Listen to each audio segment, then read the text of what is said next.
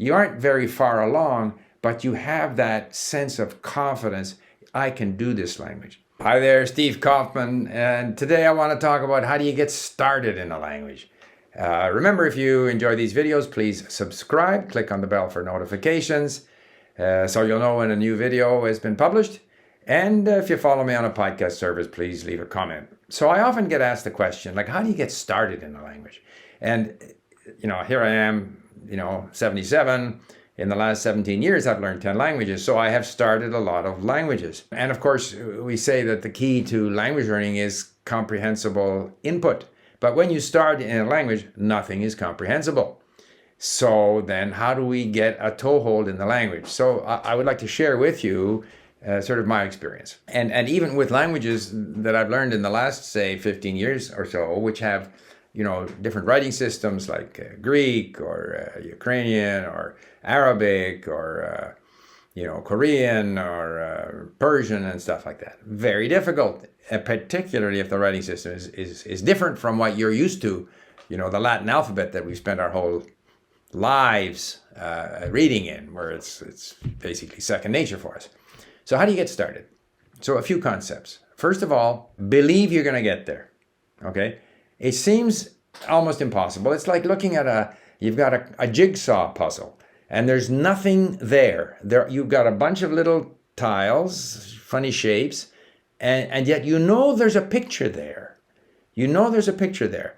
And from experience, if you've handled jigsaw puzzles before, that gradually, as you put more and more pieces on the table, you're going to see how they connect together. And over time, you're going to get a full picture. But when you start out, it seems impossible. But it's very important to have that feeling that in time, with enough time, and if I remain motivated, then I will get there. Okay, because at first it seems impossible, particularly when I had to try to learn the Arabic writing system. I don't remember 50 years ago when I learned Chinese, but for Arabic and Persian, I had to decipher this writing system where the characters vary, depending on whether it's the beginning of a word, the middle of the word, or the end of the word. Like, there's lots of complication. But you have to believe. The next thing is repetition. As I often quote Manfred Spitzer, who said, to learn things, we need two things. We need repetition and we need novelty. Okay, the language is new, but it's incomprehensible.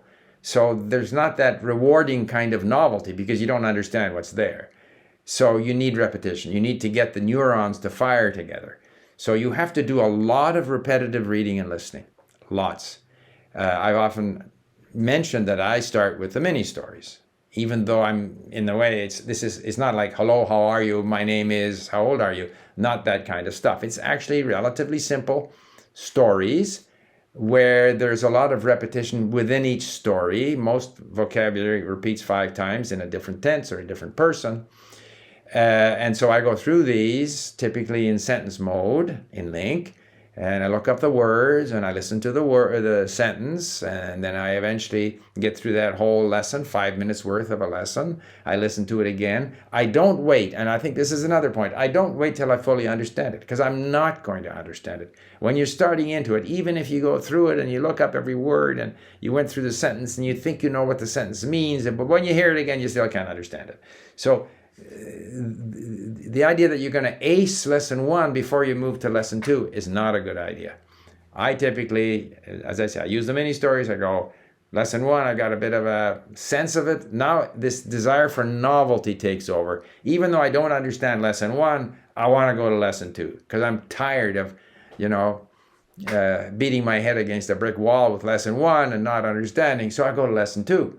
New stuff, new story. Okay.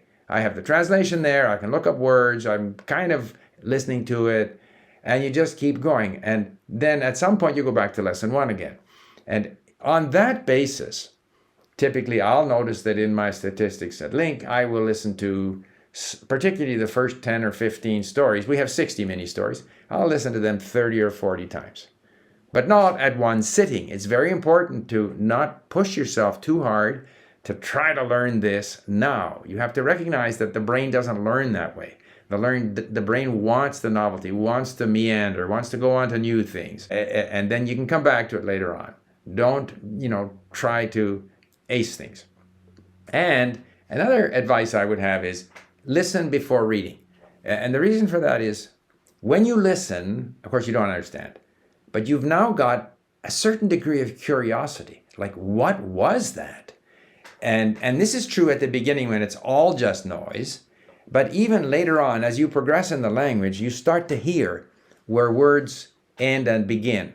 Even though you don't know those words, you get as the jigsaw puzzle starts to fill out, you get a better sense of the words there. And so you start to become, curious. And curiosity is a tremendous driver, a tremendous motivator. So by listening first, you increase your level of curiosity in that text. You've also got a bit of momentum, so that when you go to read, and particularly if you're reading, in sentence mode and you listen to that sentence, you can hear the audio for that sentence and you've heard it before. All of that is building up some momentum, because when you're reading, you're going to be sub-vocalizing. You have to, whatever you're reading represents the sound. So you have to have a sense of what that sound is, or at least some of it. So I very much recommend listening, even though you don't understand, but then getting right in there to try and save words to get some sense of what it's about. And then you listen again. And it's this repetitive activity of listening and reading and going over the same material over and over again that's going to be a big part of, I would say, the first 3 months of your language learning. The first 3 months is somewhat satisfying, because it doesn't matter what you can say day one. My name is. It doesn't really matter. What matters is, are you starting to understand more? Is your brain starting to get used to the language? And the first 3 months, if you do a lot of repetitive listening, I find that I have a lot of tolerance for repetitive listening and reading in the early stage in the language, because the language is so new to me. So I am combining that repetitive, the repetition, with the sense that the language is new. So there's some novelty there. I'm curious. I want to get to know the language better. How does the language work? And so that drives me through that first 3 month period.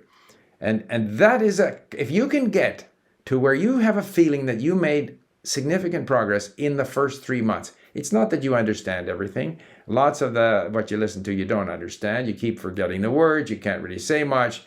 You aren't very far along, but you have that sense of confidence. I can do this language. And that's where the first 3 months are so crucial. You have to push yourself in that first 3 months to get to where, you know what, I knew nothing about the language when I started, and now look at me. I can actually understand some things. And that is, in my experience, tremendously motivating. Now you can start crawling out from that and exploring other things. I should also point out that I generally like to buy a starter book to go with my activity at LingQ. So it can be a teach yourself, it can be a colloquial. And if your native language is not English, I'm sure there are starter books for whatever language you're trying to learn based on your language. It gives you an overview of the grammar. Yes, you can also Google and download grammars, but there's something to holding on to a book, flipping through a book. You sit down in a chair, you're looking through a book. It's very useful to have that companion starter book. And it's something you look back to with nostalgia. When a year or two later you're quite good in the language, it's nice to look back at that starter book that got you started. And it sits on your shelf, and even though I don't need it anymore, I keep it there. So that's some advice. It's not the whole story. It's some advice on how to get started in a language, and I look forward to your questions. Thank you for listening. Bye for now.